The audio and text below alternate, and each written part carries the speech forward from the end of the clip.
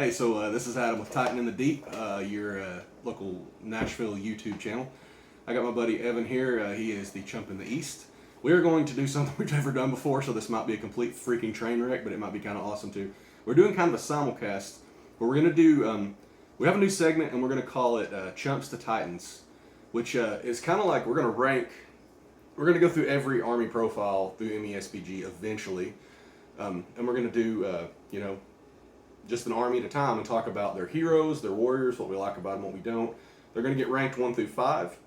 1 is a chump, pretty much useless. Their profile probably needs to be completely redone. We want to throw crap at Jay for making such a crappy profile, or maybe they need just a lot of help. And then there's we have Jags, which normally that's called just a guy from the NFL talk if you've ever heard that, but we're going to call it just a goblin, which is kind of the play on MESBG. You get the idea. So yeah, there's that, and then we have grunts, which are kind of your workhorses in your army. They're the 3s. The 4s are going to be big boys. Evan named that one, and the 5s are titans, which are your essential absolute killers in your list. So that's pretty much how we're going to rank these. You can bitch and complain all you want about how we did it. If you have a completely different perspective of any of the heroes or warrior profiles that we're going to go over, please let us know. That's pretty much how we're going to do this, and we're going to get to Chump in the East intro now. You guys get to hear all that again. Yes, you do. And 3, 2, 1. What is up, guys? This is Evan back again with another episode of the Chump in the East MESBG podcast. I know in the last episode I teased something that was upcoming that was probably going to be pretty neat between me and Adam here in Nashville, and it is called Chumps to Titans. I almost forgot what it was called. Chumps to Titans. We're going to do it. There was a second there where I was like, oh, good, you're an idiot. So this is the first one. We were going to do AZOG'S hunters here first. We decided to start with armies that we're a little more familiar with, just to ease into the format a little bit so that we know what we're talking about. But basically, what's going to happen? Actually, Adam, I guess you can say hi. Hey, everybody! Adam from TitanInTheDeep YouTube. Yeah, this is kind of like a simulcast thing going. He's recording for his YouTube right now. I'm also recording for the podcast, so there's a bunch of stuff going on here. But basically, what Chumps to Titans is going to be, we are ranking heroes in army lists. And warriors. Oh yeah, and we decided on warriors. We're going to do both. I don't know what I'm doing. Anyway, so we are going to go through the heroes and the warriors. We're going to do the warriors first because I feel like that'll allow me to yell a little bit more with some of the profiles.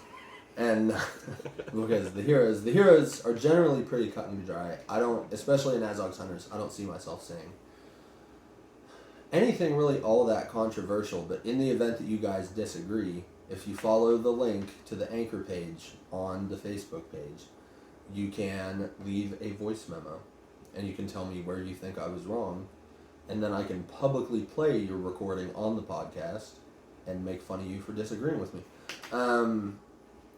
Because this is my house. So hold on. But I gotta. Okay, so in a previous episode, our buddy Lee Ward decided to call in and pretend to be me. And his impersonation was clearly spot on. If you haven't realized the difference in the voices yet, if you don't know, you have to go back and find the episode. I don't even remember which one. It's been a while. But I don't have any impersonations of Lee. I don't sound like a banjo when I talk as much. So. Well, also I feel like. I love Lee so much. He's the most talented man. Did you take an unpainted army to Arkansas? I did not. I've only been to Arkansas. I'm going to be in Arkansas on the 31st. Actually. Wait, that wasn't you that did? No, that was Lee. That was Lee. That was Lee. Lee took an unpainted Rohan. Mostly unpainted Rohan. Mm-hmm. To Arkansas. He's been drugged pretty hard for this. He has, and it had to be said because every time I play Lee, my dice decide that they like 1s and 2s. I actually managed to beat him at the last tournament, and you wouldn't know it if you had talked to me afterwards because I was just angry because I spent the whole game rolling 1s and 2s. It just so happened that I got the artifact and then just ran away from him. So that's the only reason. That is the only reason I won, because then there towards the end he started killing people and I was like, oh God, are you kidding me? But yeah, so that's how that went. But yeah, if you guys disagree with anything, agree with anything, whatever it is, if you have anything to say about this following episode, go ahead. You can leave a voice recording, and I will publicly shame you if I don't disagree with it and ban you from the show. He's kidding. Am I? Am I? But yeah, so we're going to have different levels here. We're going to start with Chump. Basically just compare the profile to me. If you just hate it has no redeeming qualities, it's awful, and has a terrible podcast, then it goes into the Chump category. The next one is going to be the Jags, just a guy. That's the dudes that are just there. Like, you don't really need them. They don't really detriment you that much. They're just, here they are. And then you're going to have big boys. I named that one. Grunts or threes. Grunts? Grunts or threes. Grunts are kind of like your workhorses. They're in every army. You kind of got to have them. You're run-of-the-mill guys. But This is why I can't be trusted to, like, write my own That's show true. notes. 4 is big boys. That's the heroes that aren't I forgot how to count. incredible, but are very good. Yeah, so 1 through 5 here's what we're doing. 1 through 5. I have 1 through 4. So. Yeah, there's I'm firing myself from from Chump in the East International. So yeah, you got the Jags, and then you've got the Grunts. That's the people that they're pulling most of the weight. They're doing most of your work. You definitely need them. They're the ones that are out there doing stuff. Then you will have the big boys. The big boys are the ones that they do more than their share of work. They're the dudes you basically cannot live without. And then you're going to have the Titans. That's the dude where there's a pretty good chance if you don't take this dude in your list, it's not going to be optimized. It's going to be garbage. You're going to lose. You're going to be sad. You're never going to play with the army again. Your opponent might have to fundamentally change how they play if they play against them. Yeah, so that's how we're ranking it.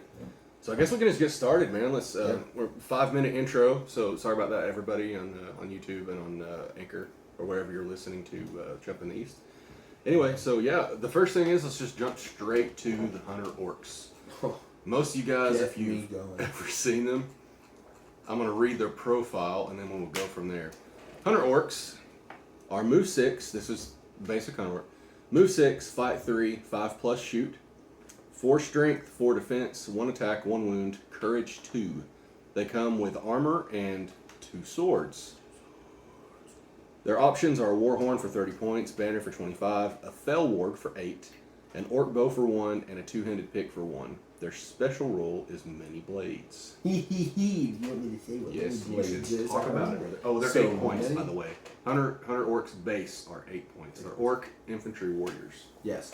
So, the Many Blades special rule. Oh, I'm going to swoon. So, anyone who knows me knows that my favorite army, without question, is going to be AZOG'S Hunters. Or Dolgador. Basically, anywhere I can include Hunter Orcs. But, namely, AZOG'S Hunters. I think it's a very good list. It's simple, but there's a lot it can do. I know a lot about it. That's why we picked this to be one of our first Chumps to Titans segments. So, the Many Blades special rule is going to, when the Hunter Orc has the infantry keyword, plus 1 attack. Their profile, they have 1 attack. But if they're infantry, they have 2 attacks. Now, it is with the infantry keyword. In their purchasable war gear is a Fellwarg.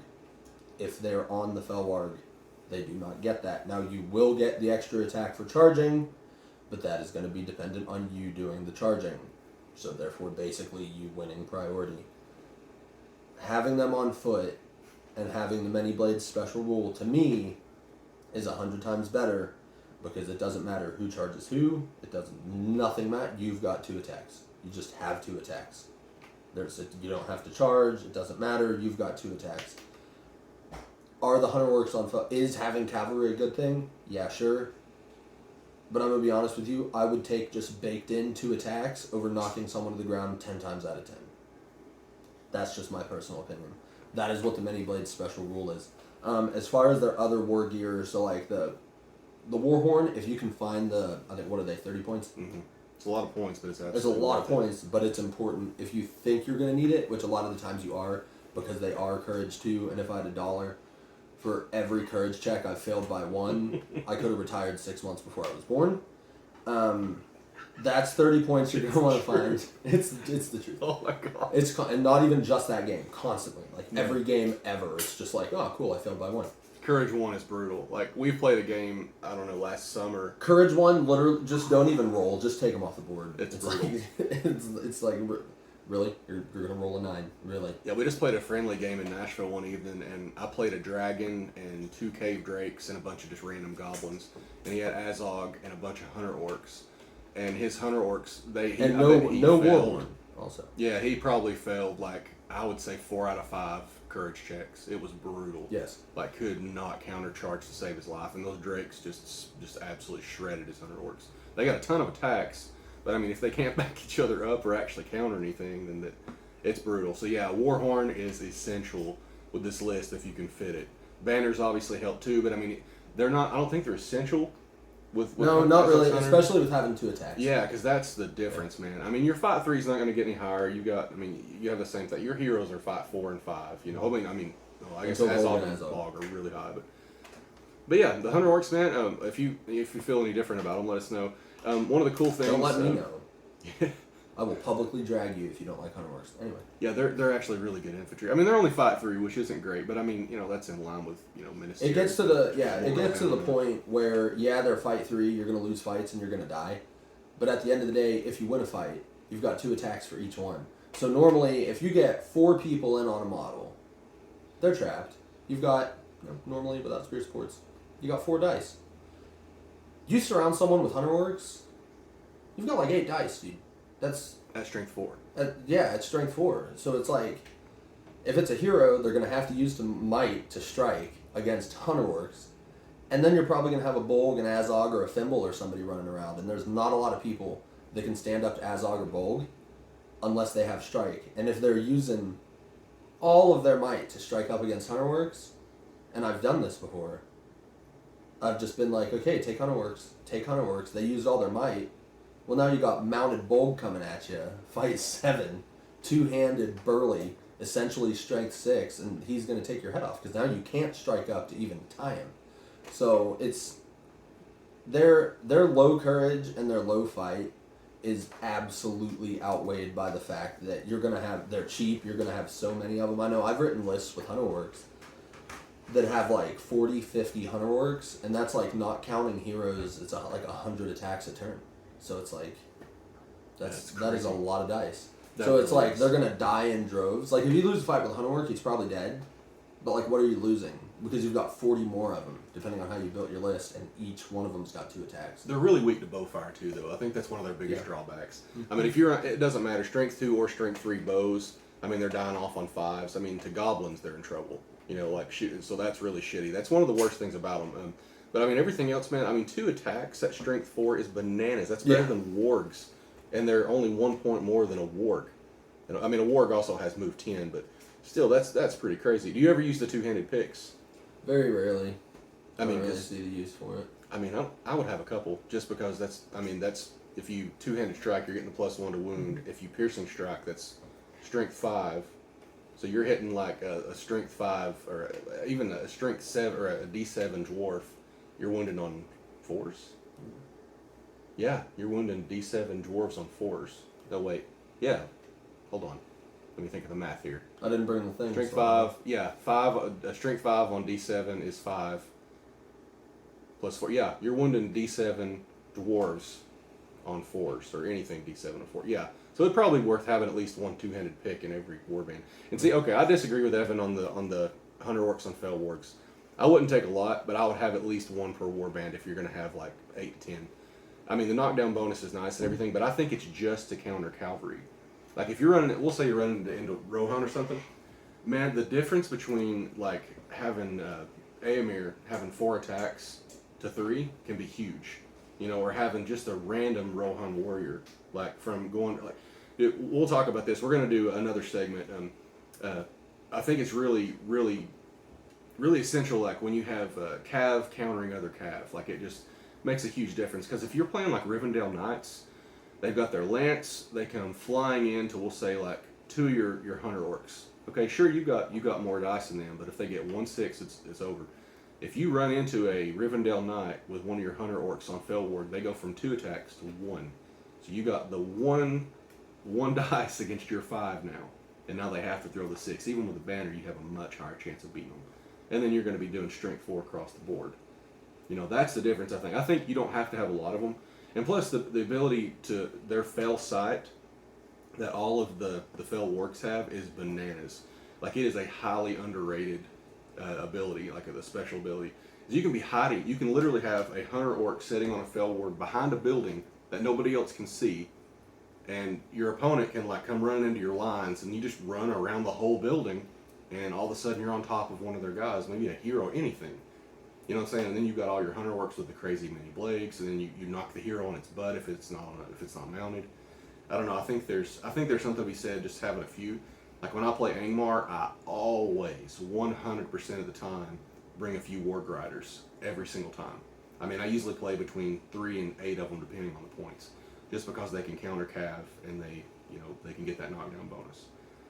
I generally just stick to bows for that. Yeah, that makes sense too.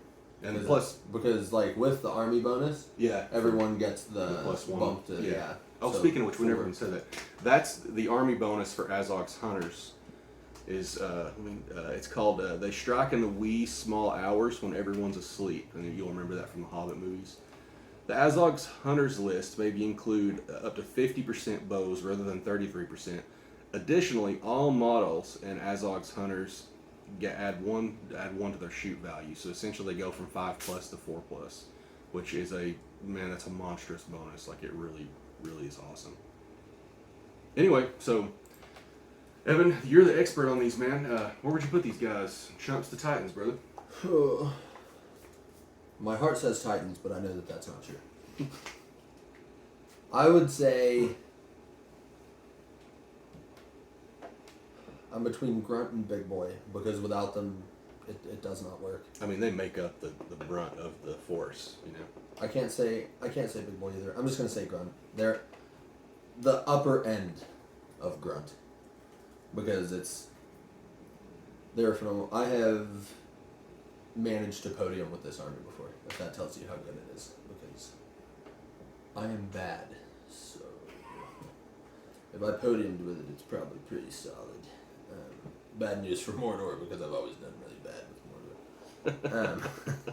Also, have never made a good Mordor list, so that's probably got a lot to do with it. It's really hard too, because there's so much stuff. There really is, man. We could talk about Mordor for hours.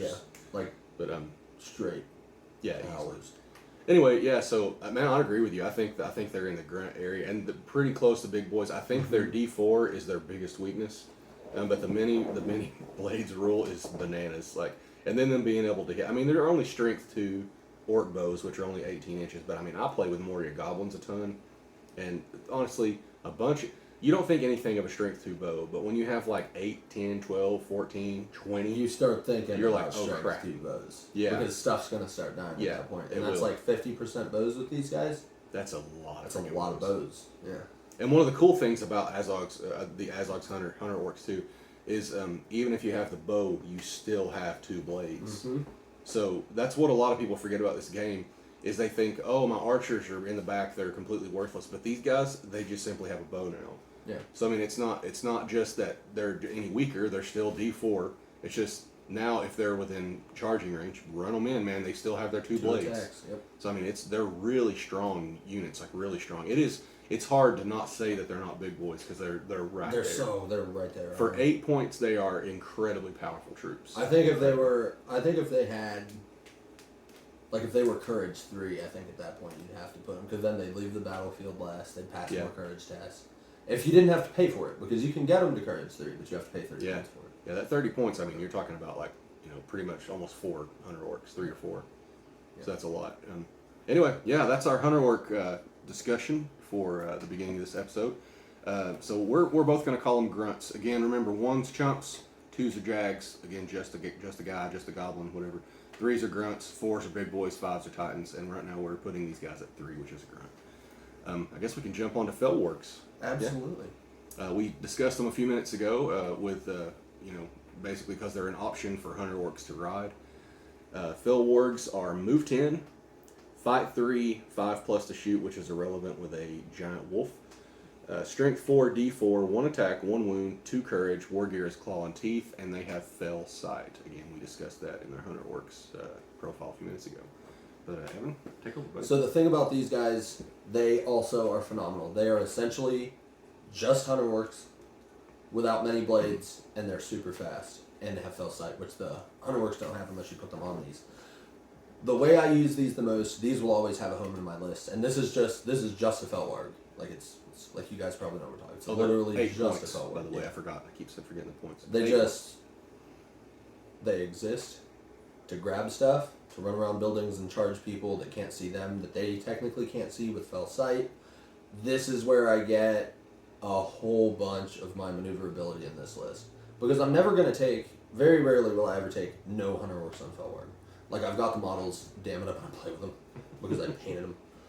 But these dudes are going to have the brunt, and I'm always going to have mounted heroes. When we get to my heroes, all my heroes are always mounted, except for Narzug, because I haven't converted him to be, they don't make a mounted model for him, I haven't converted one yet. Still so bizarre that those are out there. It's weird. So many of them. It's like, just let do it. Yeah, it's like Glorfindel doesn't have a freaking mount with GW. Which is still weirder. That sucker's been around since 2001, 2002. Yeah. It's absolutely bizarre. I don't understand. What the hell, GW? I mean, I know this has probably been said thousands and thousands of times, but... Well, I'm telling you right now, Jay Clare, I know for a fact he listens to this podcast. I'm telling you. Have I told you about that? Man, the changes that I said needed made for the Necromancer? Yeah. Dude, and if it's not Jay, it's somebody that he's friends with. Because exactly what I said the Necromancer needed to be legitimately scary, which he should be. Oh, look at this. We got a Legendary Legion with exactly what Evan said. That's another discussion. We'll get to that. I'm just saying. Oh, I can't wait to do Dumbledore. Yeah, everyone hates it. It's why I love it. But yeah, the Hunter Orcs, standalone Hunter Orcs are phenomenal. That's where you can get, they're a dude. So like, I feel like with like Wild Wargs and Fell Wargs and stuff, part of you looks at it and goes, I don't need that, that's nothing, that's not going to help me. It's especially this is literally just a Hunter Orc. Now it's going to be a little less squishy because you're not going to have that extra dice. But it's got 10-inch movement. You can grab objectives with that. So if all your Hunter Orcs have people tied up, and I've done this before too. Oh, look at that. They're not paying any attention to objectives. Fell Wargs. Now I hold every objective, and I'm also slaughtering them with my heroes and my Hunter Orcs. And there's absolutely nothing they can do about it. So, I mean, you can shoot them, but it eventually gets to a point in the game where like no one's really shooting anymore. So it's just that there will always be. Generally, I keep them in one warband, and then they just go from there. I kind of like, especially for like Azog or Bold, that's like 100% Hunter Orcs. I'm not going to do anything there, but I will fill one warband and just make it exclusively. I'll just take that hero, basically toss him into someone else's warband about the time lines clash, and then the Hunter Orcs just kind of sit there and do what they need to do. Also, they are infantry, so they can pick up artifacts and stuff. So like seize the prize and stuff like that. You can have a model with 10-inch moves pick that up. They're about the second best model in the game, but outside of Bat Swarms. Mm-hmm. Bat Swarms or Craven or whatever. Crebain. Yeah, Crebain. From Isengard. Crebain. Yeah. Good lord. I finally got some of those the other day. Did you? I haven't. Yeah, I did. I have two of them now. Thank God. I've been wanting those forever. They're so freaking hard to find. I mean, another you can get them off GW. They're really expensive. I think like $30 That's why. Yeah, they're outrageous expensive. And I think it only comes with like 2 sets of them. Yeah, I got them from some other dude. But anyway, yeah. But one of the things that man, if you're new to the game, one thing that is extremely underrated, and I want to do like a series. I probably will on TitanInTheDeep eventually. I'm going to do a series on tactics and talking about like some of the heroics and stuff. Heroic March is incredibly powerful. You put just a basic Hunter Orc Captain, or there's Hunter Orc Captains in this list we'll get to eventually in the heroes. Their 10-inch move. If you march with a Fell Warg right beside you, that sucker's going 13 inches. I mean, that's crazy. You do that twice, and you are across the entire, like, over half of the board. You know, so they can move at incredible speeds. And one of the great things about them is, like, if you're playing, like, one of the scenarios, like, Seize the Prize, you can march directly over the top of the prize. I did it just a couple of weeks ago in a tournament with a Wild Warg Chieftain in Angmar and a bunch of Wild Wargs. I marched right over the top of the prize, put an entire line of wargs with a Wild Warg Chieftain, and dropped a warg on top of this prize and rolled a 6 and immediately picked it up. He was gone in 2 turns off the board, like just completely gone. His army couldn't touch him, and that's one of the great things about this 10-inch move, man. I mean, you march with them, it's 13 inches, and all of a sudden you're just incredibly far across the board. So I mean, you have incredible board control with these guys. It's the same thing with the Hunter Orcs on Fell Wargs, but again, you know, you're paying for that. One of the things about that, about this too, about the Hunter Orcs on Fell Wargs, I forgot to say, is if they dismount, then if the Hunter Orc if the Warg passes its courage test, then you have 2 models. Mm-hmm. There's some little janky shenanigans you can do with the Warhorn and stuff. where you run a bunch of your hunter orcs across the battlefield with your wargs on the wargs, and then you just dump them. Everybody dismounts, and if you have a warhorn, they're all courage 3, so probably about 60% of them, maybe 70% will stick around. Yeah. So I mean, like, you just got like a bunch of hunter orcs that have 2 attacks, and you got all your fel wargs that can surround for traps. And another thing to think about in that situation, if you have Azog with the white warg, wargs will pass all their courage checks that they have to make Was that FAQ? while she's around them. I don't believe it. I I don't remember exactly the rule because I've never done it. I generally only have a couple of these dudes. So Yeah, I've heard people say that before, but I'm not 100% yeah, certain. Packmaster. No, not Packmaster. Raging Beast.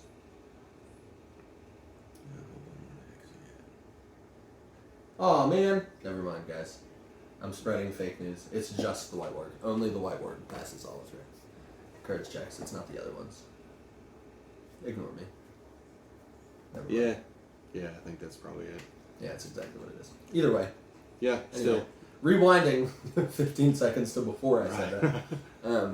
Yeah, I was wondering if that had ever been FAQ. Anyway, yeah, so that's the warriors from this list, man. There's only 2. Where would you put these guys, man? I mean, would you So considering how important they generally are to my list, and should be anyone's list, because how I use them makes perfect sense, I am going to put them on the low end of... They're the opposite of the Hunterworks. They are also in Grunt, but they are low. Because you need them, you really can't not have them in some respect. You either have to have them being ridden or not being ridden, because that's where all of your movement and objective grabbing ability is coming from. Because anyone on foot in the list is going to be move 6, and it's like the odds of running into another 100% on foot army is extremely low. Yeah. Everyone's going to have, if not cavalry, then something like this that can move fast. So they are also going to be in Grunt, but almost Jag. They're on the lower end of Grunt because they're extremely important. You do need them, but you can survive without them, but your life's going to be a lot easier if you have them. Again, they're only fight 3, they're D4, but the movement 10, the fell sight, I mean, they're only 1 point more than a regular wild warg too, and wild wargs are really good. People have unless you play with them, man, they're really squishy. They die pretty easy, but man, they are really, really effective models in this game. Because so many of the scenarios require you to get to places quickly and defend, or go pick something up, or just whatever. Or even on the last turn of the game, just running to an area that has like a 3-inch. Every model within 3 inches counts against for your points. You know what I mean? And this game is objective based. You know, the whole thing. If you're playing competitively, especially, I mean, you're trying to fulfill the objectives and get more points than your opponent. And these things help with that because they have the 10-inch movement is fantastic. And again, the fell sight, I cannot understate how cool that ability is and how effective it is if you know how to use it. It's amazing, man. If you are on the other side of a building that your opponent cannot see you, they'll forget it way more times Constantly. than you think.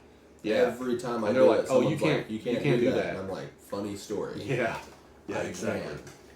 Yeah, so that's the warriors for AZOG'S Hunters, y'all. We're gonna jump onto the heroes next. I got to do a little thing. Yeah, he's gonna do a little break. I'll do the same. We'll come back in a minute, and then we'll start the heroes. And on the TitanInTheDeep YouTube channel, we'll make sure to separate and let you guys know where this is going to come in or whatever.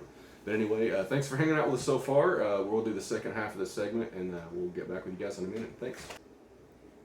Hey guys, TitanInTheDeep back here with Chump in the East, Evan. We're going to get to the second half of AZOG'S Hunters now. I guess Evan is going to get the podcast restarted here. All right, guys, I've returned. We're back from our break. Here we go. Yep, let's get back on it. Excellent. So now we're going to do the heroes from AZOG'S Hunters. We've already went over the warrior profiles, which technically there's only 2.5. Like there's Hunter Orcs, Fel Wargs, and then Hunter Orcs on Fel Wargs.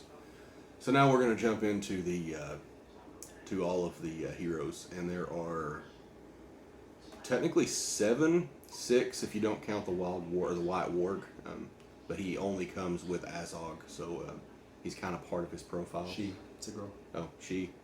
All right, she only comes with his profile, but yeah, that's where we're gonna start. I guess we're gonna start from the bottom, and we'll start with the lowly Hunter Orc Captain. Sound good to you? You say lowly, but I'm gonna blow your mind. You ready for it? Let's get it. All right. So the Hunter Orc Captains, I guess, you can go through the profile and then I'll blow your mind. Okay.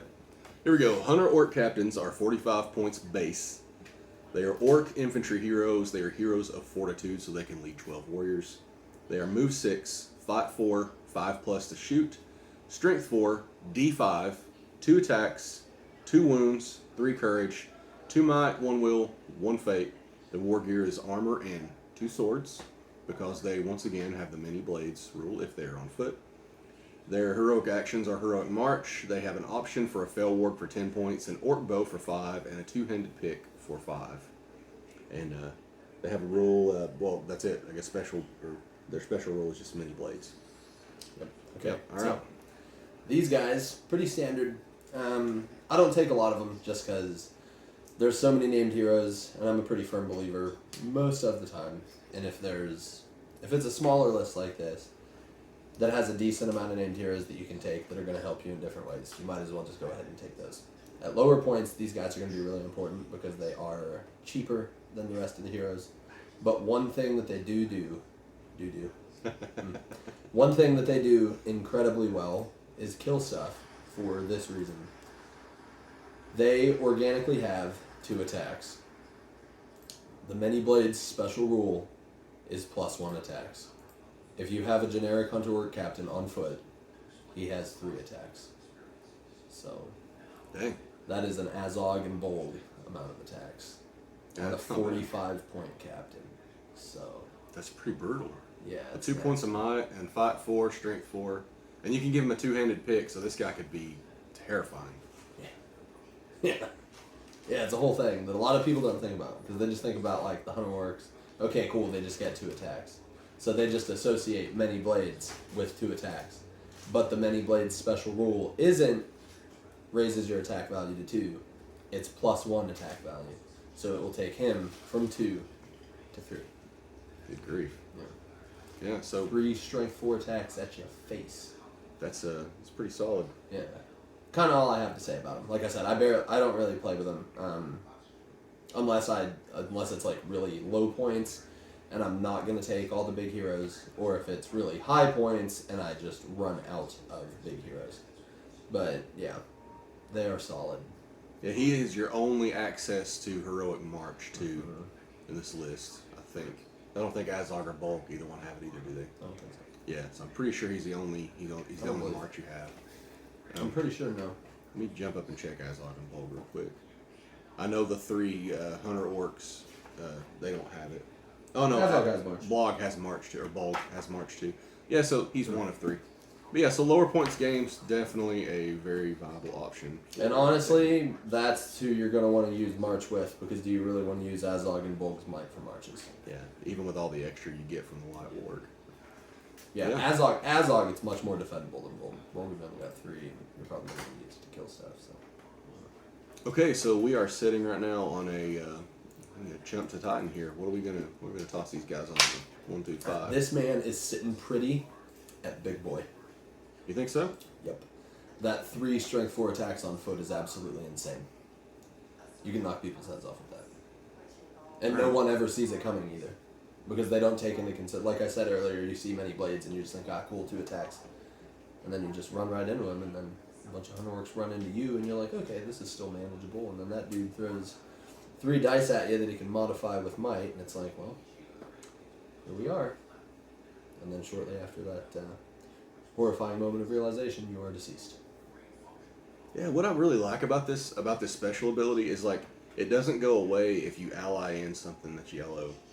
Because it's not an army bonus; it's actually a model bonus, which is pretty awesome. Yeah, I'm kind of back and forth between Big Boys and Grunt. I think the max D5 really hurts something like this, because your strength 3 warriors are wounding him on 5s, which is that's rough. And I mean he maxes out at fight 4 as well. Obviously the 2 might helps. The Fell Warg could potentially help, but then again he gets the infantry extra bonus anyway. If he's on the Warg, he doesn't get the bonus attack unless he charges. These guys I will take mounted, because they have 2 attacks regardless, which is better odds than 1. So like putting these dudes on Fell Wargs, I will do much faster than a regular Hunter Orc. Because the difference between 1 attack and 2 is pretty big. And even though he doesn't have the many blades, so he won't have 3 when he's mounted, Mm-hmm. he's still got 2. There's a lot more you can do with 2 attacks as opposed to 1. So I'll mount this dude every time. Makes sense. He's 5'4" as well, which is in line with really good infantry like warriors and your pretty much your basic run-of-the-mill captains across the board. I think the 1 mini blades rule is good. They give him the 3 attacks. It makes him better than most captains. 45 points makes him. That's really solid. I mean, if he was like 55, 60 points, that'd be different. But I mean, he's only dude's on the cheap. I think the problem with him to me is like he's 5 points less than Fimble. He's 5 points less than Narzug, and he's exactly the same price as Yaznik. So I think that hurts his value a lot. He's just, I don't know. I don't think he's quite at the. It kind of depends on your point totals. Yeah, I guess so. Lower point levels, I guess it makes sense. But then again, it's going to be hard to bring him over these guys. The only thing you're going to use him for at lower point levels really is probably March. I mean, like low points. Yeah. Like just a couple hundred. I wouldn't take an Injura. I'd just take these guys. 3 attacks. That's not the 3 attacks. That's just the difference between 2 and 3 attacks. As long as he's on foot, that's just. It's kind of crazy. He actually has more attacks than Fimble. He has more attacks than everyone. And yes. Yeah, Azog and Bolg are the only 2 with 3. Yeah, because they don't have. Yeah, that's pretty solid. Now you mention that. So yeah, the 3rd attack is actually pretty nasty for 45 points. Yeah. Okay. I can see your point. If not for that, he's only a grunt to me. But yeah, I can see that, man. That's crazy. I'm trying not to agree with absolutely everything, but I mean that's spot on, man. So yeah, I think Evan and I agree that he's probably in the big boy category, barely. Now, if some of the other ones had 3 attacks, yes, that'd be completely different. But yeah, I think it puts him in line with them at least. Oh yeah, because they all have. I mean, they've got like we'll get to Fimble. Like Fimble's fight 5. That's his big thing. Mm-hmm. And then like Narzug has the 3 point of might each shoot phase to alter a dice roll to hit or whatever. Yeah.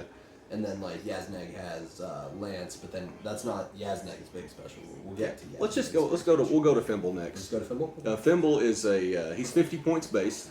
He's an Orc infantry hero. He's a hero of fortitude, so again can leave 12 warriors. He's move 6. This is again on foot. Fight 5 plus the shoot, strength 4, D5, 2 attacks, 2 wounds, 4 courage. That's among the highest of the orcs we've talked about so far. His war gear is armor, a sword, and an orc bow. His actions are heroic strike. That's it. He doesn't have anything else. His options are a fell ward for 10 points, which would bump him to 60. His special rules are expert rider, which is really unusual in the evil side of the game. And he also has an ability called Huntmaster. And it said, when mounted, Fimble ignores the penalty suffered by cav models attempting to move in difficult terrain. This even enables him to gain the bonuses for charging in rough terrain. That's essentially equivalent to Fleetfoot. I mean, which is what Lothlorien Elves Knights have. It's pretty rare. Again, I think he might be the only evil character in the entire game that has this. That I can. I can't think of anybody else that has it. I mean, nothing else. The only thing I can think of that's comparable is wargs don't suffer from shallow water. Like they can run right through it. Yeah, that's crazy. I mean, that's a really cool, underrated rule. But yeah, take it away, Evan. Fimble is, without question, possibly the most underrated orc hero in the entire game. A lot of people don't take into consideration the fact that Fimble is fight 5. They're going to charge directly into him thinking that, yes, this is just another little ditzy orc hero, I'm going to knock his head off. And then they tie you on the dice roll and they go, okay, cool, I win. And you say, not so fast, partner. Because this is a fight 5 orc. With 3 might, 1 will, 1 fate, mind you. Yeah. And he has strike. Yeah. That's crazy. I mean, that puts him in line with a lot of Isengard's heroes. Yeah. It does. And he's cheaper. He's cheaper than Isengard heroes. I mean, except for Malheur, but he doesn't even have strike. Yeah. I mean, that's crazy. Which, by the way, bummer. Anyway. Yeah, he's still nasty though. Yeah, he's still good. disgusting. But Fimble is really freaking good, Fimble man. is He's got a extremely cool good. freaking profile. Yeah. See, that's why I have to look at the Hunter Orc Captain and be like, oh, I don't know that I can put him in the big boys camp because I would put Fimble there. Like Fimble to me is a big boy in a heartbeat. Fimble for me is high big boy. Yeah, that fight 5. Like that is like nasty. the captain's lower end of big boy. Like he barely, that third attack on foot just drug him over the line. Fimble is very comfortably in big boy. I think 3 attacks at 45 points for the Hunter Captain, or that's what's so difficult to deal with. I mean, that's crazy. If it wasn't for that, he'd be. Yeah, just Honestly, at that point, he'd probably be just a guy. Yeah, absolutely. But that third attack on, because 3 attack, I mean, it's that raises attacks your like a spear support. Yeah, that raises your attacks, your chances to win fights tremendously. I mean, he's going to shred basic infantry, especially that's 5-3. It's lower than him. Most of the time, even other unnamed captains, barring them like being elves and having insane fight value, they're probably going to kill them too. 3 attacks. I mean, if you're going up against a hero that say is out of fate, has 3 wounds, you can one-shot that guy. Like you've got 3 attacks at strength 4. That's another thing to look at with attacks. Is not just like, okay, how is this going to help me win the fight? That's another wound you could chip off of something. Yeah, and the thing is one cheeky way that you can kind of just make these guys a little more lethal, as we were talking about with the Hunter Orcs too, is you can give him a 2-handed pick. He still gets the rule. It's not because he has 2 swords. He has 2 attacks from his profile and an additional one for being an infantry, when he's on foot. So he gets 3 attacks at +1 to wound, and if you pierce with a 2-handed pick, you actually have 2 might to be able to win fights against stronger opponents. So if you have a lot of dwarves in your meta, which a lot of people do now, because a lot of people love Iron Heels. This dude is killing freaking D7 dwarves on 4s. With easily 3 attacks. With 3 attacks. I mean, that is nasty. So if you charge into 3 dwarves, it's not out of the question that you're killing all 3 of them. You could. You absolutely could. I mean, it would be tough because... That would suck, yeah. You probably wouldn't have fun. You're going to equal their fight most likely. But that's the thing, man. I mean, like, it's a really strong profile. Like, that third attack is really nasty. And again, that's what I'm saying. That's what's keeping him in the big boy camp for me, the 4. He would be a grunt if not for that. Yeah, if he didn't have many blades... probably just a guy. And you're running Fimble, by the way, back to Fimble. You're running Fimble on a fell warg every single time. Every time. Holy cow. That expert like rider, if the warg dies or something, or if he gets knocked off of it, like that's one thing. Fimble starts every game on a warg. Yeah, I would protect it tremendously too. Because I mean, that's being able to run right through rough terrain like it's nothing with a cav model and get your charge bonus. That's hilarious. I mean, you're going to be able to fight 5. Yeah. On an orc. You're going to be able to kill any other cav like in a heartbeat because I mean you're still the strength 4, you know. So you're getting all 3 attacks when you charge, even the other cav, you know, which is crazy. And strike. Oh no, wait, you don't get the bonus itself, but you do get the cav bonus for charging. You just wouldn't get it against other cav. But anyway, yeah, that's crazy. All right, so let's jump to we both said Fimble is definitely in the big boys camp. He's not hardly at the Titan level because those are very, very, very exclusive models that, again, fundamentally change how you play the game. All right, let's jump up to Narzug. You want to read off his profile or you want me to get it? I can do this one. I haven't done one yet. I will do this one. Yeah, let's get these. I'll do, I might do the rest. Just because I haven't done it yet. So we got Narzug here, 50 points.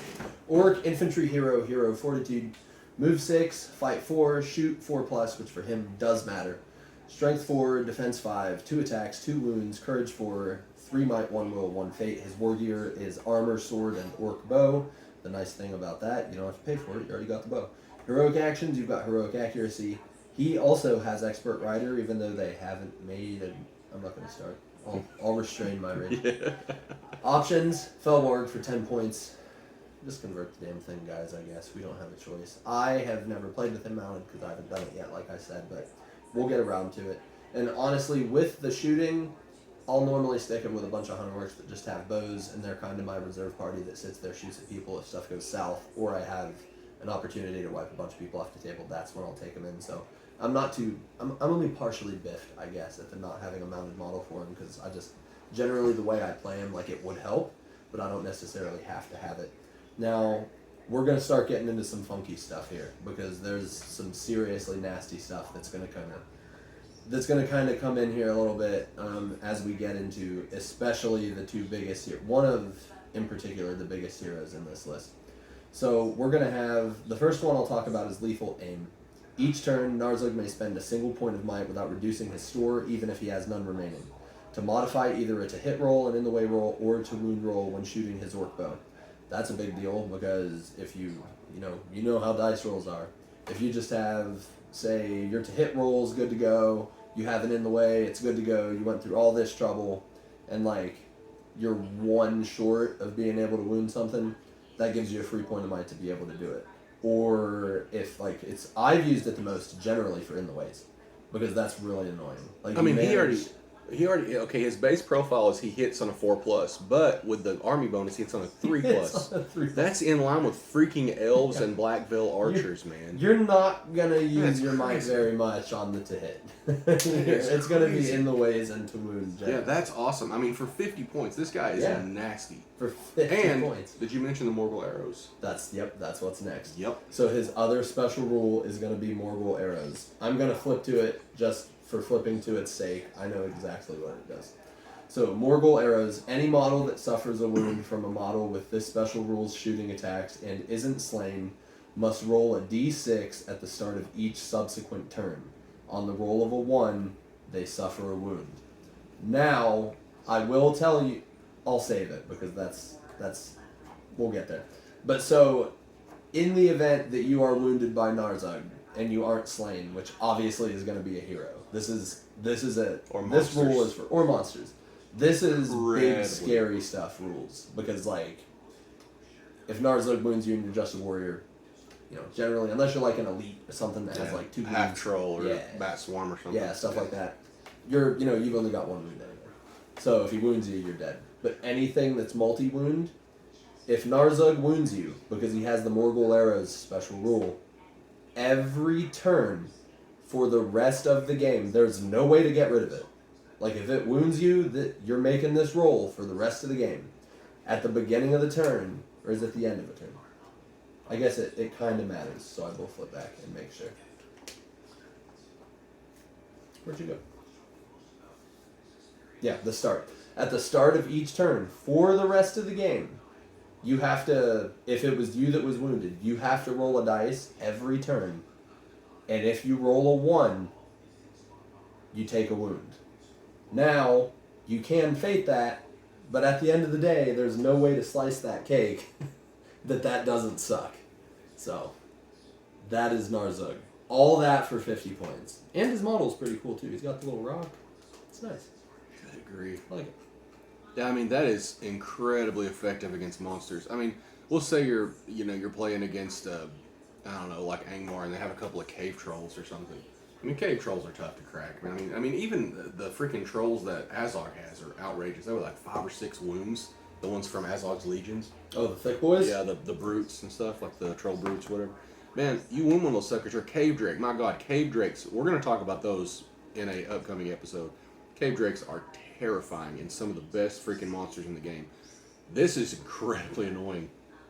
A strength 2 bow, which that's the only knock I have on Narzug is he doesn't he has an orc bow. It's a freaking orc bow and he's a hero. It's just kind of weird, I don't know. Give him something different. I think they should have given them something special, like A crossbow or some something. kind of special bow. Yeah, or a bow. I don't know, just something. Yeah. Hunter orc bow and make it have longer distance. I don't know, because it's a freaking orc. I'm alright with the 18, but the 2 for a list that's meant to be archery based. Mm-hmm. Strength 2 bows are just. I mean, when you get to the amount of bows that you're probably gonna have in this list, you're gonna kill some people. Mm-hmm. But it's supposed to be a pretty like skirmishy archery focused list, and strength 2 bows. It's like, well, what the hell am I supposed to do with strength 2 bow? And strength 3 isn't a crazy bump, but it's gonna help your effectiveness a little. Now they don't have to. If they did that, obviously don't increase the range. That would be ridiculous. But I don't just leave it where it's at, and then give him a strength 3 maybe. All right, well, we're gonna put him, man. We are gonna put Narzug. We're gonna put Narzug. Methinks. This kind of depends how you play. If you don't use a lot of archery, Narzug is gonna be useless for you. But in my opinion, if you're going to play an optimized list of AZOG'S hunters that is going to do anything for you, he's going to be pretty important. I'm going to put him slightly less comfortably than Fimble in Big Boy. Because if you use him right, you can do some serious damage. Okay. Yeah, I mean, I like that. And a lot of that is because of the Morgul arrows. Because other than that, his biggest thing for archery is just hitting on a 3 and then having a point of might to spend. That's actually But the fact that you can wound powerful. something, and if they roll a 1, and it's every turn, that can kill you. Yeah. Like if he wounds you, you've got 2 wounds, say you're out of fate. Next turn you roll that dice, it's a 1. Oh shit, you've only got 1 wound left. The next turn you roll it, my god, you rolled another 1, you're dead. You know what's funny about this? Is if you do this to like a ring wraith, Oh, that sucks. that's hysterical. Like if you wound a ring wraith and they have to spend a point of fate to stop it, it's gonna keep happening every single turn. Yeah. So they actually, if it hits them again, they have to spend another fate, and that ring wraith might just pop off the board all of a sudden. And it's not like you roll the 1 and you go, okay, I rolled a wound. Yeah. So it doesn't matter their defense. If you sneak in 1 sneaky wound on like Thror, Mm-hmm. every turn you've got to roll that, and if you roll that 1, Yeah, I mean it's a 16.6667% chance, but I mean, everybody that's played this game is gonna be like, one's That's gonna happen. freaking happen. that is absolutely One's going to happen. happen. And this rule will get nastier when we get into Bolg. So Yeah. Anyway, so he's a 50-point model, 60 points with a fell warg, so he gets the freaking fell sight ability to charge to. Again, we've been talking about this before. You know, archers are just warriors with bows. Same thing with the hunter orcs. You give them the fell sight, he can still run around a damn building and smash into something, get his extra attack at strength 4. The only thing, again, I don't like about him is the D5, but that's basically this entire army. that's good to add, yeah. Yeah, I mean, the hunter orcs are not defensively That's going to be strong. everybody but Bolg. Yeah, like they're pretty That's bad. They all even have outside. some of them are just kind of just crappy armor. It's just orc armor. I mean, it's just nothing special. So you know, yeah, I have again. I gotta agree with Evan. I think he's slightly in the big boys camp, and what puts him over is the lethal aim ability. Even strength 2 bows. Like again, we'll say you're going up against someone like the Tainted, you know, or something. The Tainted it would be a nightmare for this list. I mean, an absolute nightmare. Most of the wraiths are going to be because of Harbinger.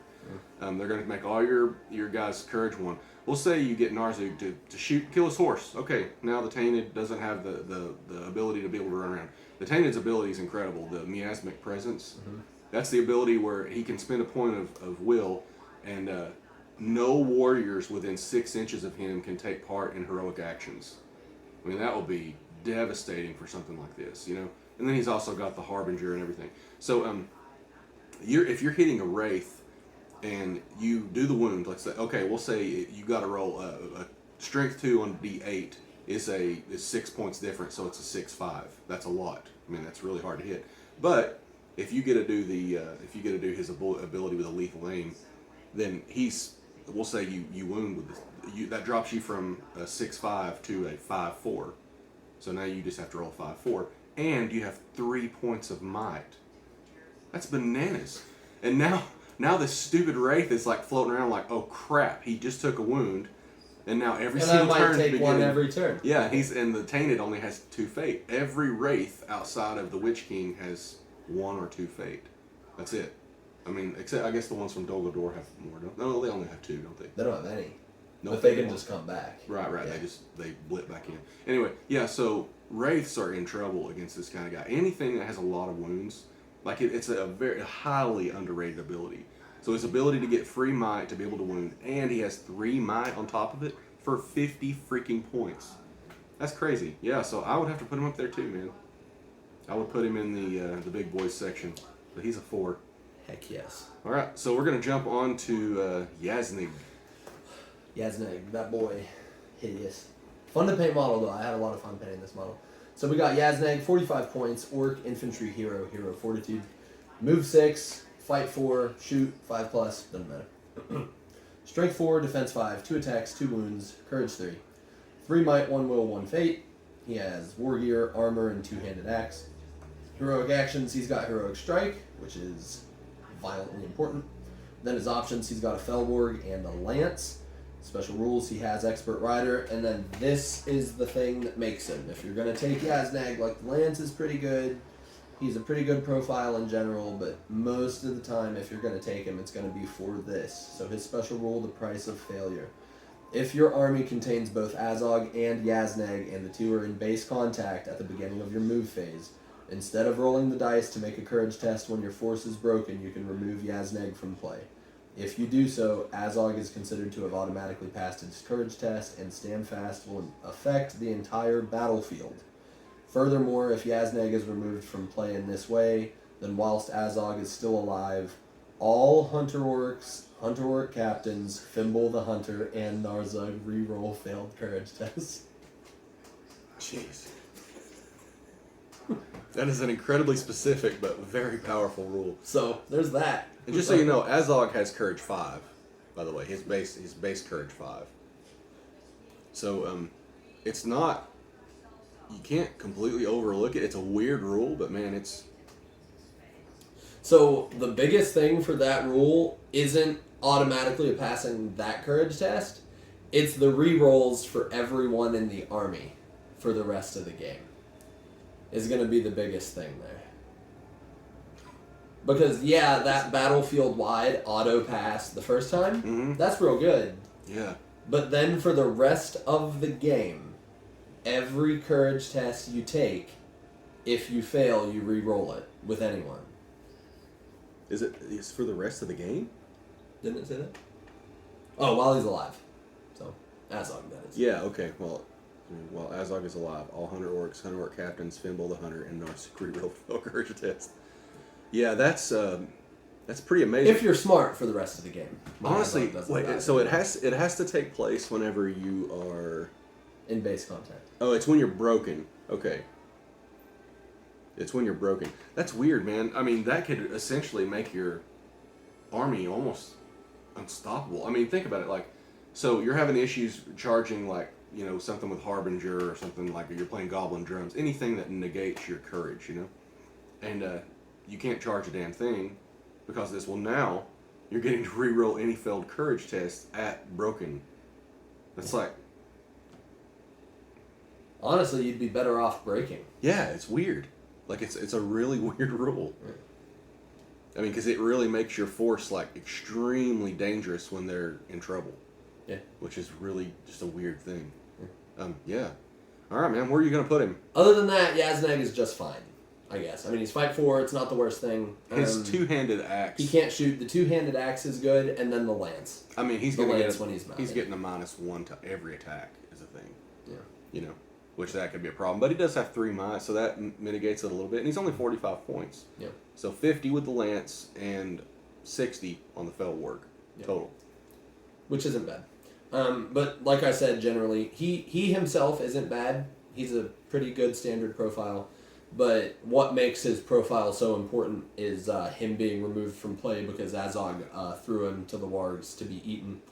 So I'm going to be honest, I'm going to put him regardless of that rule. So technically the biggest reason that Yaznag is important, like I just mentioned, is Yaznag not being in the game anymore. I'm honestly just going to put him in just a guy for this one. Because to me, if the biggest thing for your profile removes you from play, how important were you really? Hi, just a guy. Almost Grunt, because he still has an okay profile. But again, the biggest thing for his profile removes him from the game. So I think the issue with it is like you have to be in base contact with Azog. You know? Oh, you gotta start again. yeah, we're good. Okay, cool. Yeah, it has to do every 30 minutes. 30-minute segments. So anyway, yeah, I think that's the thing, man. Like that's the thing that's the knock. I think the issue that he has two-handed. He has heroic strike, which is fantastic, but he's also two-handed. You know, so he's automatically going to get the -1 to the dual roll. He will get the +1 to damage or to wound, but yeah, he's got to be in base contact for the price of failure to work. So you have to keep him pretty close to Azog, and Azog doesn't need a lot of help. Let's be honest. We're going to get to him in a few minutes along with Bolg. So anyway, yeah, that's... I don't... Evan thinks he's just a guy, so a 2. I think he's more like a grunt, because I think his He's fell close. ward on Lance is pretty nasty. I mean, again, he can the fell ward, the fell side. Again, I cannot understate how good it is. Like, it is. I know it's situational, but I mean, if you play a lot of terrain on If boards, you play with fell wards on a terrain heavy board, they are gonna lethal. kill everyone. Yeah. Like, they are absolutely lethal because your opponents have to take that into consideration the entire game. Mm-hmm. So they're not even going to be able to get to you most of the time for 2 turns because you have 10-inch base movement, and then they can't see you going around buildings. You can. That is really nasty. So you can set up some killer traps. I mean, some really good stuff. So again, I think he's more like a grunt. He's close. He's real close. But the whole thing with him is the biggest reason to take him tactically Is to kill him. is to kill him. Yeah, I get that. That makes sense. All right, now we're going to get on to to 2 of the nastiest freaking heroes in the game. A lot of people think these guys are OP, and it's kind of hard to argue that they're not. I think the fight value is the biggest issue with them to me. Like, I'm just like, what? But yeah, let's get. This is Bolg. This is. The bad guys finally got models that don't suck. Yeah. Okay. His profile is bananas. If I know anything about any models, it's the 2 models that I'm about to talk to you guys about over the next several minutes of this episode. So first, we're going to do my boy Bolg, quite possibly my favorite dude to play with in the entire game. The first time I podiumed was with an AZOG'S Hunter's Force led by Bolg, and he was horrifying. So we've got Bolg, 165 points, Orc, good to bad, infantry hero, hero of valor. Move 6, fight 7, shoot 5+. The shoot 5+ is going to come into effect. Bolg. Don't mind me. Bolg does have access to a bow. Strength 5, yikes. Defense 7, yikes. 3 attacks, yikes. Wounds 3, goodness gracious. Courage 5, oh my. Might, Will, and Fate is 3-3-1. Good luck with that, y'all. War gear, heavy armor, and a 2-handed pick. Heroic actions, he's got March. Alright, whatever. I'm not going to use it with him. I'm going to use it with someone else.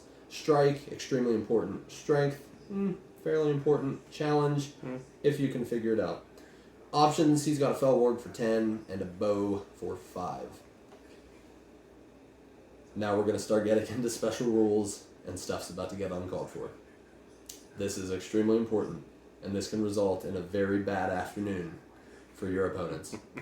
If your army, and I'm talking listen close, because I feel like a lot of people don't pay attention to this, and I have used this, believe it or not, to great effect.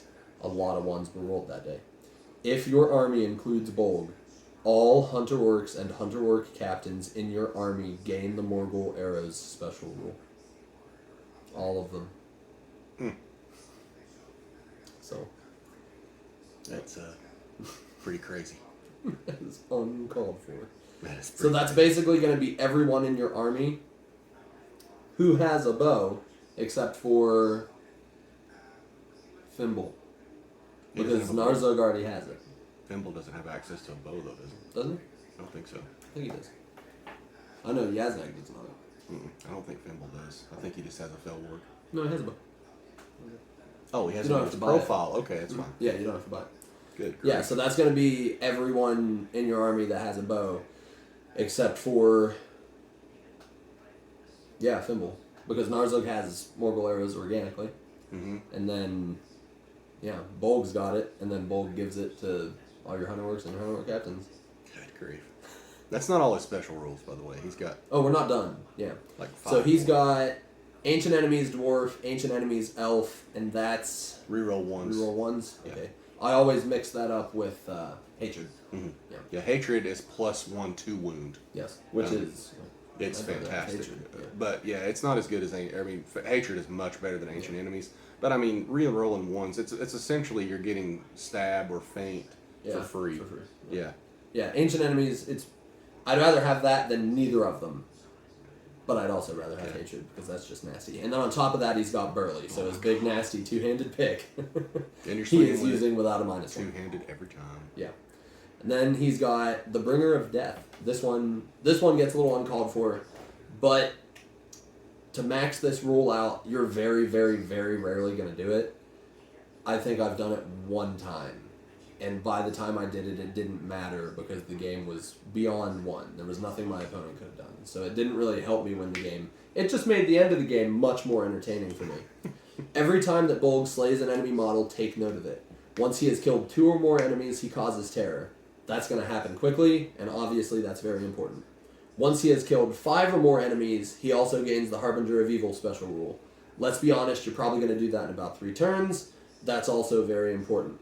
Once he has killed 10 or more enemies, he gains the Mighty Hero special rule, which means that he has a free point of might to do with whatever he would like for the turn. But like I said, you're very, very rarely going to get him to 10 until it's late game, and it doesn't even matter anymore. I call this rule the snowball of death, not the bringer of death, because that's exactly what's happening. Yeah, that's exactly what's happening. Starts as a little tiny ball rolling down a hill. And then it's this big, and there's enormous. nothing you can do, yeah. The first 2, the Killin' 2 and the Killin' 5, you're probably going to get that pretty quick. You'll probably get, first turn of combat, you're going to get 2 or 3 kills with them if you play Bolg properly, which isn't too difficult, but I have seen a lot of people play him incorrectly. He's 5'7". That's not even the best part about him. No, it's not. The best part about him is his mounted base. Yeah, it's enormous. Uh-huh. Yeah, it's like a... Do you know how many times I've power slid into like 4 people and just killed all 4 of them? Yeah. So if you play, now don't get me wrong, you can get Bolg to 10 like during gameplay. That still matters. You're just gonna have to be very assertive with it and take some risks, and that's just not something I'm willing to do. Not with Bolg. If you lose Bolg generally, because most of the time at a lot of points totals, you're gonna have either Bolg or AZOG. You're not gonna have both of them. Yeah. So you don't want to throw, and Bolg obviously without question, whichever one of those 2 you have is your big scary hitter that's not afraid of much and is just gonna go kill everything.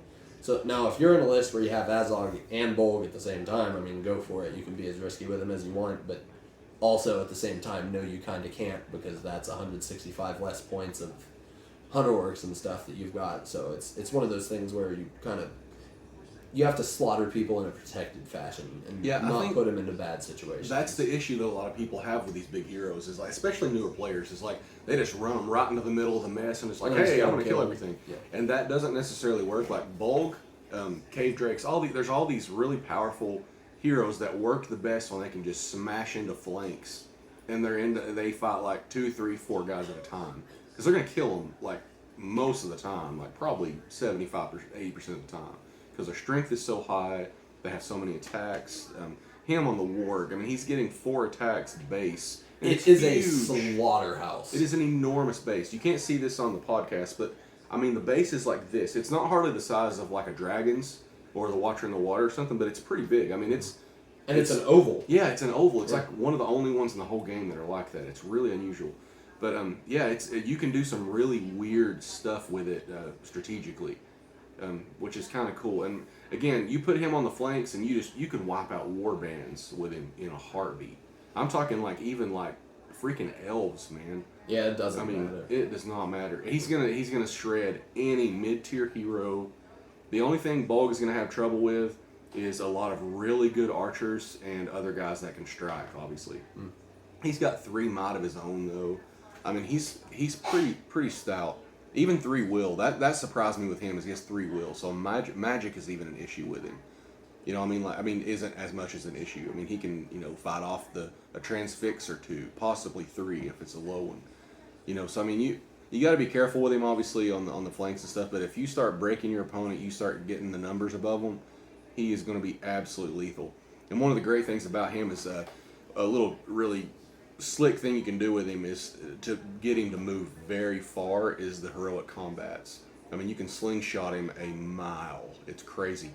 You can use him, like you can run in like a couple of wild wargs, or fell wargs or hunter orcs or anything on a guy, and then run in Bolg and have 2 or 3 or 4 on top of on top of one enemy. Kill the enemy and then heroic combat across the board, basically. I mean, his 10-inch movement on the Fell Warg, he's a crazy strong model. I personally think he is way overpowered. I think Fight 7 for him is just bananas. I mean, even in the films, it's weird. I mean, like, Legolas is he Fight 5 or Fight 6? I mean, because Legolas, kills him. I think it depends on the list. I can tell you. Yeah, I don't remember. I think Legolas is Fight 6. I think. Yeah, he is. He's 5'6" because he's an elf hero. All elf heroes outside of Gilgalad are 5'6". And Glorfindel, I think. Yeah, it's 5'6". Yeah. Anyway, so I just think that was a little over the top. I think he should be 5'5" or 5'6". Probably 5'6" because he's like a big, I mean, he's even mentioned in the Hobbit books too. Anyway, that's my only knock on him. I mean, he is clearly a Titan. I mean, absolutely a very dangerous, incredibly difficult to deal with presence. The time I got 10 kills with him in a game, he was my leader, so I was pretty careful with him mostly. I think I only got 1 or 2 kills with him for a couple turns. And then it was getting to the point where I was like, okay, I would like to break this person.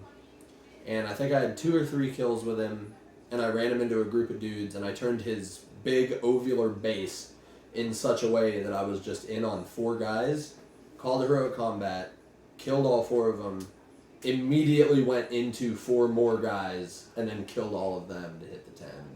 And it was just, if you play with Bolg intelligently and like pay attention to angles and stuff, there's not much anybody can do about it. And then, oh, look at you brought in your big hero. Nice, my fight value is probably higher. I've got 3 might, 2-handed burly, let's boogie. So, yeah, Bolg is a Titan if there ever was one. Yeah, he is nasty, like absolutely nasty. And, man, if you guys disagree or agree or have a different thought on him or anything crazy that you want to share, you are welcome to. You can hit us up on Chump in the East's Facebook or just in the YouTube comment section and let us know what you think. And then we're going to jump on to the last hero. This is he's the big one. Well, there's kind of 1.5 heroes in this list. Yeah, I'll do this one first. Okay. Just to get it out of the way, so I can do my magnum opus on Azog here to end it. So we're going to start with the White Warg? Yeah. We got the White Warg here, Warg Infantry Hero. She costs, it's not there, it's back here, 50 points I'm pretty sure? Yeah, to add to him. Yeah, 50 points. So 50 points, you can't just take her, she has to be ridden, and in the event that you don't willingly do that, sorry my friend, but you're stupid, because why you wouldn't mount Azog of all people makes no sense. The White Warg is going to be move 10, fight 5, shoot 5+, that's meaningless. Strength 5, defense 5, 2 attacks, 2 wounds, courage 4, 3 might, 1 will, 1 fate, warrior claws and teeth. She has fell sight and causes terror. That's what a lot of people don't realize when they play with Azog. I've seen this happen a few times. They think that Azog causes terror. He does not. The White Warg causes terror. So to charge him when he's mounted, yes, you have to make a terror check. To charge Azog on foot, no, you do not. So first wordy special rule, we've got Deadly Union. It's a big one. As long as Azog is mounted upon the White Warg, you can expend either Azog or the White Warg's stores of might, will, and fate as if they shared the same profile. But, and it does say it here, though you should still mark down which of the 2 actually expended each point. That takes Azog to 6 might, 4 will, and 2 fate. So, that's crazy. Do with that information what you will. So if you're playing against him, you do everything you can to get him off the warg. I mean, shoot him out, do whatever you can to get him off the warg. I mean, because it's a big deal. Like, that thing is... The 3 extra might for Azog is just bananas. That's not something. I mean, he just keeps going and going and going. He's tough to play against, man. Then you've got Packmaster. Once separated from Azog, only Warg models may use the White Warg stand fast rule or benefit from its heroic actions, because she's kind of like a Wild Warg chieftain. She is a hero of her own. And then moving on to the last one, Raging Beast. When Azog dismounts, the White Warg automatically passes its courage test to stay and fight. Additionally, it will automatically pass all courage tests for the rest of the battle. That's not too bad. So say you get Azog into a situation where, okay, you've got him here doing his thing. I get maybe you don't want to move him around anymore. You essentially have a fearless model in the White Warg that is fight 5, strength 5, defense 5, 2 attacks. So you could potentially take her into something big, scary, and terror-causing and have a chance at getting rid of it. Because she is, in essence, fearless. So that is her profile. I guess we can rank her separately, too. Might as well. Yeah, I did. We're here. I've got her sitting here. She, I'm going to say big boy. She's pretty important on her own, and for most of many games, she's going to make Azog that much more deadly. She's really important. I'd say generally there are some tactical advantages to willingly dismounting Azog, but they're going to be like pretty specific. And after you've used some of the might from the ward too. Yeah. That's after that, it's a little less. Yeah. If you've got him in a place that you know he's going to be important there for the rest of the game, and you can stand to not have the knock to the ground and stuff like that, then yeah, just go ahead, hop off. And then you've got, the white ward running around causing problems for people, but she Azog on foot, still good. Azog mounted, absolute slaughterfest. She's pretty far up in the big boy, because without her, Azog is much less scary. Yeah, I mean, I put her in line with the Wild Ward Chieftain. In fact, she's extremely close. Like, the Wild Ward Chieftain is move 10, fight 5. It's a strength. The Wild Ward Chieftain strength 6, D5, 3 attacks, 3 wounds, 4 courage, and it's 2-2-1.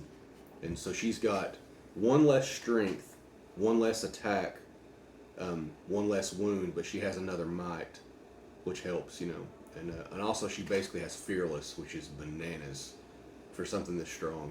So I mean, like, she's definitely in line with the Wild Ward Chieftain, which is 80 points. So it costs technically 30 more points than the Wild Ward, the White Ward. So yeah, it's hard not to say she's not in the big boy character or slot here. Yeah, man, she's pretty nasty. But again, there's not going to be a lot of situations where you dismount Azog. There's not a lot tactically. There are some times that you could, but it's the Fell Sight and Terror are big deals. Again, Fell Sight is, we talked about it 50 times already. It's really good, man. Like, really good. If you've never tried using Fell Sight before, just give it a try and hide some crap behind buildings and in the middle of bushes and things that just can't be seen by your opponents, and you can see some of the crazy stuff you can do with it. There's nothing better than charging Fell Wargs around corners to maybe complete a trap or something like that, and your opponent goes, "You can't do that." And then they realize that it's Fell Wargs, and they know in their heart that you can do that, and just watching the joy leave their face. It's true. I've done it before. It is almost erotic. It's amazing. All right, yeah. So we both agree, man. We're gonna say that she's in the big boy camp. So anyway, let's go to Azog himself. The big boy. Yeah, this is a crazy profile. Oh my goodness. I'm not gonna talk about the stone flail though, because that's not in this list. So I'm just gonna leave that out. That doesn't exist here. Oh yeah, it's not in the it's in the Legion. It's not in the. Yeah, you're right. I'm just gonna leave that one out. So we got that fella, Azog the Defiler, 165 points. Orc, go to bed, infantry hero of legend. I can just hear the crybabies screaming now. He died in the books. We know how he does have one fate though. Yeah, exactly. Yeah. And defense 5, which one? So you got move 6, fight 7, shoot 5+, doesn't matter. Strength 5, defense 5, 3 attacks, 3 wounds, courage 5, might, will, and fate is 3/3/1. He has got a sword and a mace. Heroic actions, he has got march. I'm never using that with him. Strike, yeah, probably. Strength, there's a chance. Challenge, maybe. And then your options, you can get the signal tower for 200, but that's in the Legion, so it doesn't matter. Yep. The white warg for 50, that matters big time. The stone flail for 20, again, Legion doesn't matter. And then heavy armor for 10 points, Legion doesn't matter. So we're just going to skip right into his special rules now. He is burly. So there's that. Then he's got General of the North. AZOG'S Stand Fast rule has a range of 12, and unlike any other hero models, Stand Fast rule can affect other Orc hero models.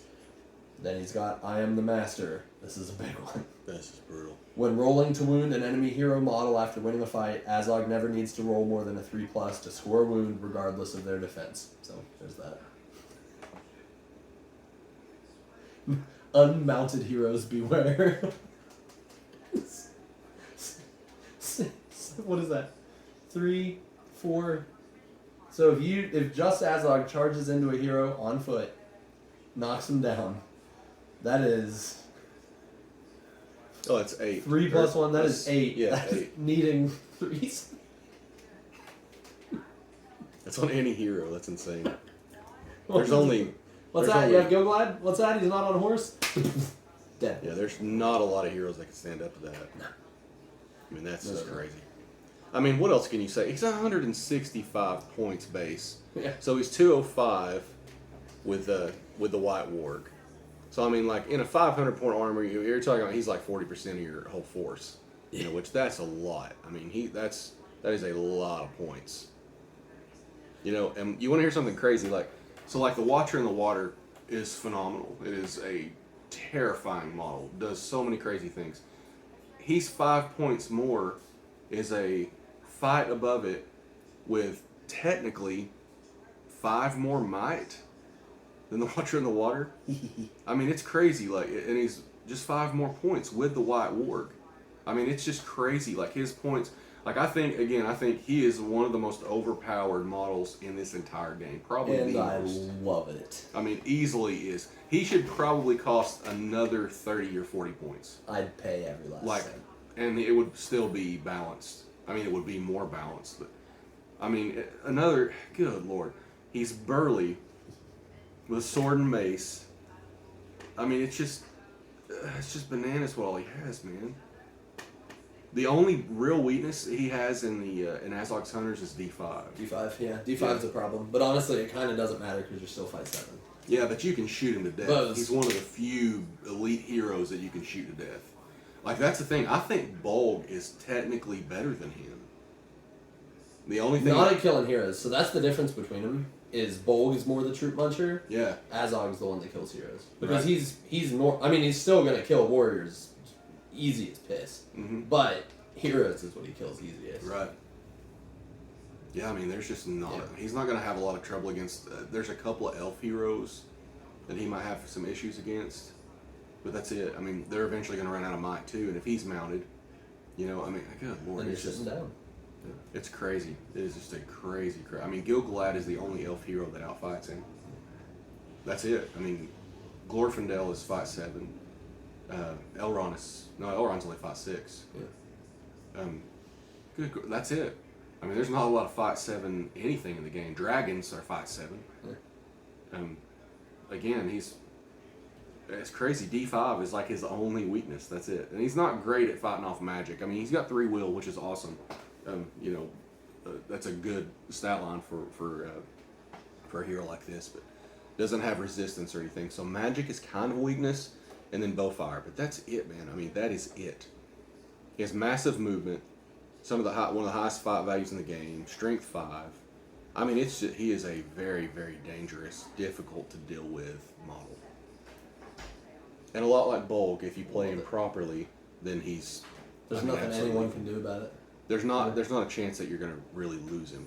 And plus, the General of the North, the 12-inch standfast is very powerful. It's bananas. I mean, you're talking about an entire quarter of a board, or if you're closer to the center, most of the board.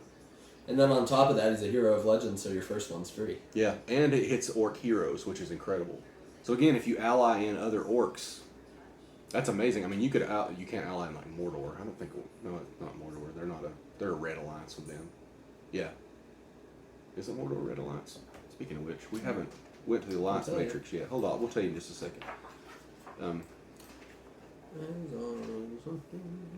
AZOG'S Hunters. They are green with AZOG'S Legion. Dogaldor, and then they're yellow with the Dark Denizens of Mirkwood. They're yellow with Smog. They're yellow with Goblin Town. They're yellow with Moria. They're yellow with the Trolls. Everything else is red. Yeah. The unholy trinity of Legion Hunters and Dogaldor is probably my favorite part of the game. Yeah, that's all green. That's pretty awesome. That is pretty awesome. So that's it, y'all. That's AZOG'S Hunters. It's a very, very good list. Hey, we didn't do our shtick. Where do you put AZOG? I don't even think this is a debate. I mean, like, he's kind of like the defining Titan, or one of them, you know? Yeah. I mean, he is ridiculous how strong he is. So what did we have? We didn't have any chumps in that list. No. We only had one just a guy from me. Mm-hmm. And everyone else was either Grunt, Big Boy, or Titan. Hell, 2 of them were Titans. Yeah. I mean, Bolg and AZOG, that's a pretty... I mean, this list is played a ton for that reason. I mean, AZOG'S Legion is played a lot, too, because it has the gun to bat orcs. We'll eventually get to AZOG'S Legion in another episode, but that's it tonight, guys. I mean, you know, thanks for listening. If you have any thoughts about this, one way or another, what do we get wrong? What do we get right? Do you disagree with any of this stuff? You think we overvalue or undervalue other parts of the game? We'd love to hear your thoughts on it. If you've played these lists, we can tell you, like, if we were building like a 500 point, an 800 point, 1,000 point list, what we would do. I'm not going to go through a whole list. Me personally, if I'm at 500 points with AZOG'S Legion, I'm probably not going to run one of the big two guys. I'm probably just going to have like probably Fimble as my leader and a maybe Yaznig for the bow. His freaking bow is so good. That his ability is just so good because I like shooting. It's funny, I play a ton of Moria, which are like the worst archers in the entire game, but the shooting still is awesome. So yeah, I would say that's how I would build it. I would probably build my war bands. Typically, I'll have if I'm doing Heroes of Fortitude, obviously, I'm probably taking Narzug and Fimble. Most likely Fimble is my leader because he's a little more killy. I think that personally, 5/5 keep him alive. Yeah, that'll help a lot, and he can strike, which is fantastic. 3 month. I'm probably running him on Felwarg. I'm probably running Narzug on Felwarg. It's the same, and I'm running a probably 8 Hunter Orcs, 2 Felwargs, and then a Hunter Orc on Felwarg. Possibly 3 Felwargs, then 1 on Felwarg. I'm having at least 1 or 2 Hunter Orcs on Felwargs in my war bands. I mean, we obviously talked about that in the first part of the segment. That's just how I run most of my armies, and I give. I would probably have. I might even have a couple of the Hunter Orcs with 200 picks. I mean, just a few. I guess it probably depends on the points, but maybe 1 in each war band that can just kind of get that extra strength 5 in. What do you think, man? At 500 points, what are you doing? Azog, White Warg, Bold Warg, that's it. No, I would do Fimble as my leader, Yaznag on foot, bunch of archers, and then I would do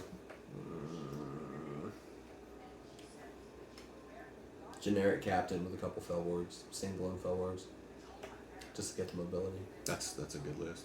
What about at 700? What are you adding? 700, I'm adding Bold. Okay, Bolg is coming in at 700. Yeah, 7 to 750 is when I start sticking in big heroes. And then if we start touching 1,000, you've got every named hero in my list. Yeah. You've got an enormous amount of... Honestly, AZOG'S Hunters, I haven't played it above 1,000 points, but once I get a 3rd box of Hunter Works and paint it, I'm challenging Kevin to a 1,000 point game with AZOG'S Hunters. Dude, that's just... I mean, your opponent at 1,000 points obviously is going to have some dangerous stuff too.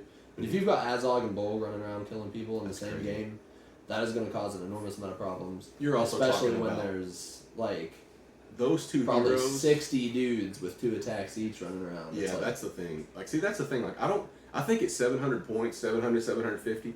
I'm probably not bringing Bolg. I would probably go with Azog because your Hunter Orcs are so good at killing enemy troops. Outside you of don't like, need a hero that you can don't kill need troops. it. You don't need it. You need somebody that can take care of big heroes since you don't have any access to magic at all. Nothing. Unless you ally in Dolador. That's it. I mean, I will tell you, do you know why I'm taking Bolg at 7 to 750 instead of Azog? why's that? I'm going to lean heavily on archery, more arrows. Yeah, that's solid. Yeah. I won't run both of them at the same time unless A, I'm joking and just playing a mean game, or we're in like 800 plus. 800 plus, 8 to 9 is where I'm considering running both, and then like at 1,000, it's like both without question. Yeah, I think because I mean, you're gonna struggle a little bit. I mean, Bolg's not necessarily gonna struggle to kill heroes, but he's not gonna have as easy a time as Pops is. But I mean, if you just lean into the bows you can have 50% bows. Say you've got 50 Hunter Orcs, that's 25 of them have bows, 25 Morgul arrows. You start pointing those at big heroes.